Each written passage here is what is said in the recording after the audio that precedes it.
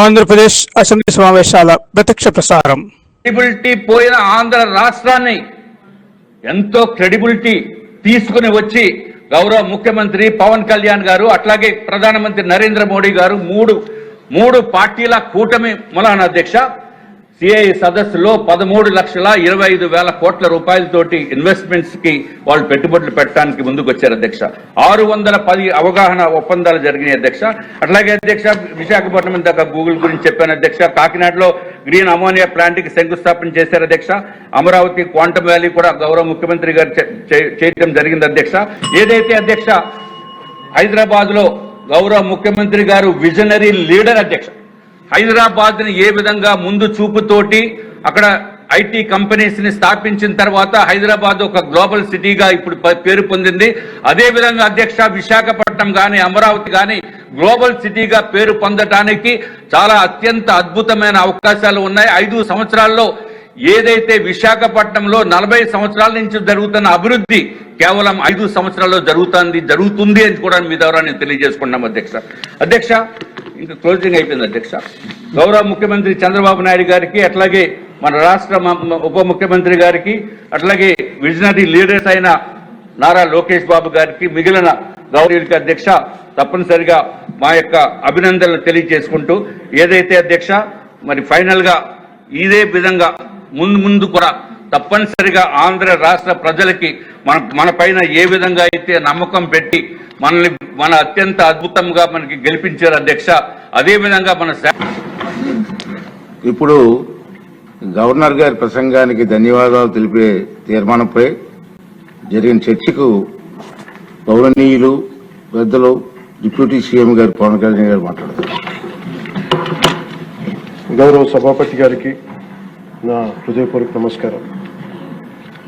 ఎంతో హుందాగా ఈ గౌరవ చట్టసభను నడుపుతున్న మీ విధి విధానాలకి అలాగే చట్టసభలో సమయపాలనను పాటిస్తూ సభ్యులందరూ ఎంతో హుందాగా ఎంతో గౌరవప్రదంగా ప్రజా సమస్యల్ని వాటి పరిష్కార మార్గాలను వెతకాలని మా అందరికీ మీ అపారమైన అనుభవంతో దిశానిర్దేశకత్వం చేస్తున్న మీకు జనసేన పార్టీ తరపు నుంచి మా ఎన్డీఏ కూటమి తరపు నుంచి నా హృదయపూర్వక నమస్కారం, కృతజ్ఞత.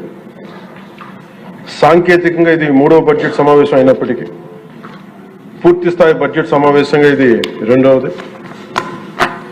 5 కోట్ల పైచిలుకు ప్రజలు ఆశల్ని ఆకాంక్షల్ని ముందుకు తీసుకువెళ్తూ వారి కష్టాలకి కన్నీళ్ళకి పరిష్కార మార్గాలను వెతకడానికి 164 మంది సభ్యులున్న ఎన్డీఏ కూటమిని తన అపారమైన 4 దశాబ్దాల రాజకీయ పాలనానుభవంతో రాష్ట్ర విభజన సమయం నుంచి గత ప్రభుత్వ అవినీతి అరాచక పాలన వల్ల వచ్చిన వారసత్వ సమస్యలన్నింటినీ పరిష్కరిస్తూ సంక్షేమంతో పాటు ఆంధ్రప్రదేశ్ అభివృద్ధి పదం వైపు నడిపిస్తున్న గౌరవ ముఖ్యమంత్రి శ్రీ నారా చంద్రబాబు నాయుడు గారికి నా హృదయపూర్వక నమస్కారం. మంత్రివర్గ సహచరులకి తోటి శాసనసభ్యులకి నమస్కరిస్తాం.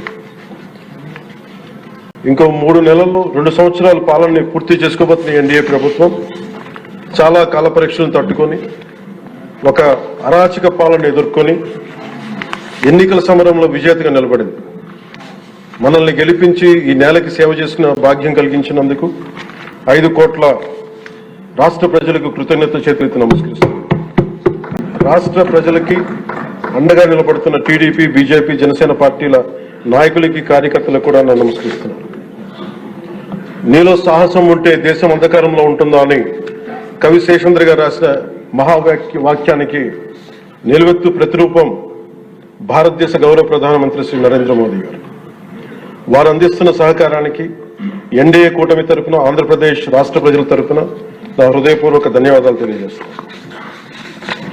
ఆంధ్రప్రదేశ్ రాష్ట్ర ప్రథమ పౌరులు, రాజ్యాంగ సంరక్షకులు, రాజ్యాధినేత justice former supreme court justice S Abdul Nazeer గారు చేసిన బడ్జెట్ ప్రసంగం చాలా ప్రేరణించింది.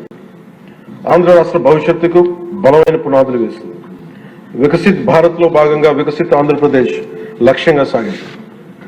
రాజ్యపాలకులు, గౌరవ రాజ్యపాలకులు శ్రీ అబ్దుల్ నజీర్ గారు బడ్జెట్ ప్రసంగం వింటున్నంతసేపు ఆద్యంతం భారత రత్న శ్రీ అటల్ బిహారీ వాజ్పేయి గారు మాటలే నా మనసులో మెదిలినాయి. వారు అన్న మాటలు, Bharat needs a government that cares, Bharat needs a government that will reach out to the last person in the last. ఆ స్ఫూర్తితోనే గౌరవ ముఖ్యమంత్రి శ్రీ నారా చంద్రబాబు నాయుడు గారి నేతృత్వంలో నడుస్తున్న ఎన్డీఏ కూటమి ప్రభుత్వం దివ్యాంగులకి ఇచ్చే పెన్షన్లు 3,000 నుంచి 6,000కి చేశారు. మంచం నుంచి లేవలేని దివ్యాంగులకి 6,000 నుంచి 15,000 అందిస్తున్నారు. సామాజిక పెన్షన్లు 3,000 నుంచి 4,000కి పెంచారు. రాష్ట్ర వ్యాప్తంగా 63.25 లక్షల మందికి ఈ పెన్షన్ల ద్వారా 2,738 కోట్ల రూపాయలు అందజేస్తున్నారు. ప్రతి విద్యార్థికి 15,000 రూపాయల చొప్పున